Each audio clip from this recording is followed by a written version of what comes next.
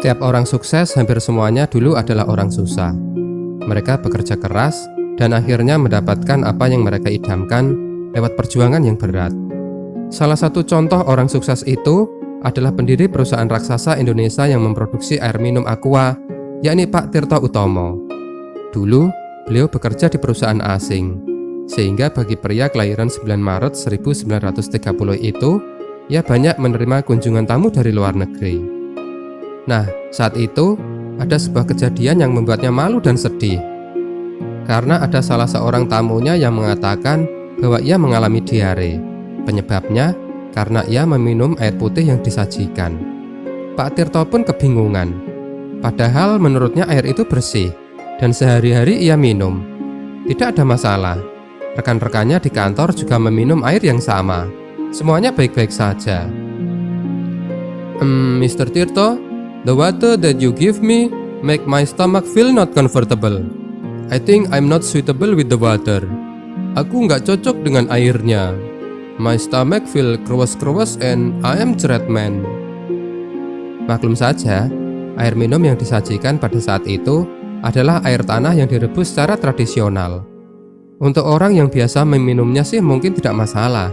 Tapi bagi para tamu asing yang selalu minum air yang higienis, itu adalah sebuah bencana.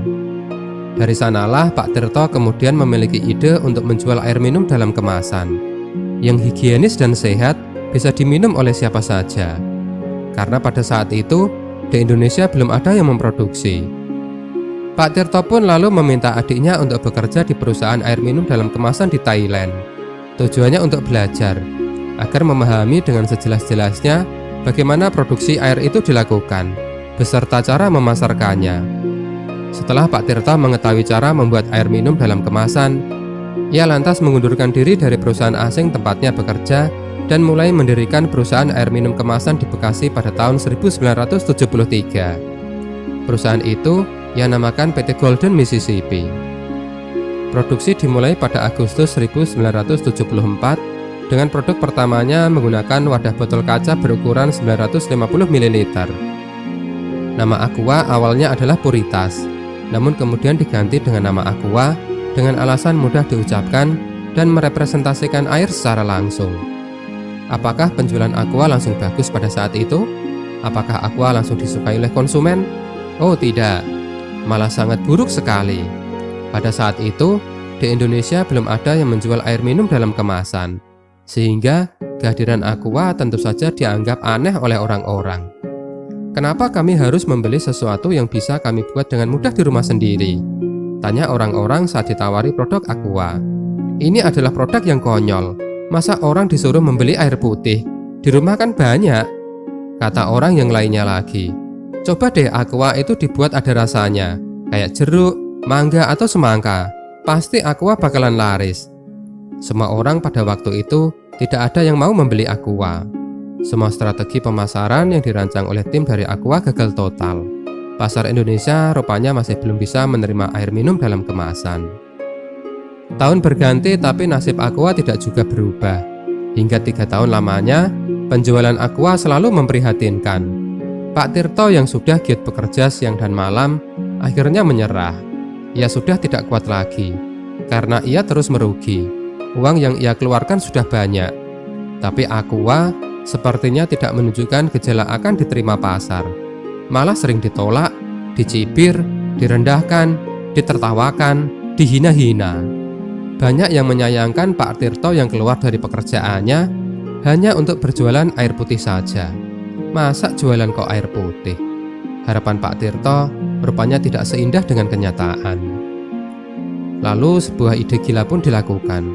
Aqua akan dinaikkan harganya sampai 3 kali lipat dari harganya pada saat itu. Lah, masa dinaikkan? Dengan harga saat itu saja tidak laku, kok malah akan dinaikkan? Tapi ya udahlah, toh perusahaan juga akan ditutup kan? Nggak laku pun juga nggak apa-apa. Dan strategi lainnya, Aqua mengganti target pasarnya dari yang semula mengincar masyarakat biasa beralih ke perusahaan asing. Memang sih segmen pasarnya sangat kecil sekali, tapi tetap layaklah untuk dicoba. Karena waktu itu perusahaan asing juga cukup banyak kan di Jakarta, seperti perusahaan Korea yang waktu itu sedang menangani proyek tol Jagorawi. Tidak disangka-sangka, penjualan Aqua malah naik pesat. Produknya diterima. Para karyawan perusahaan asing itu merasa lebih segar saat meminum air Aqua bila dibanding dengan meminum air rebusan seperti yang sudah-sudah.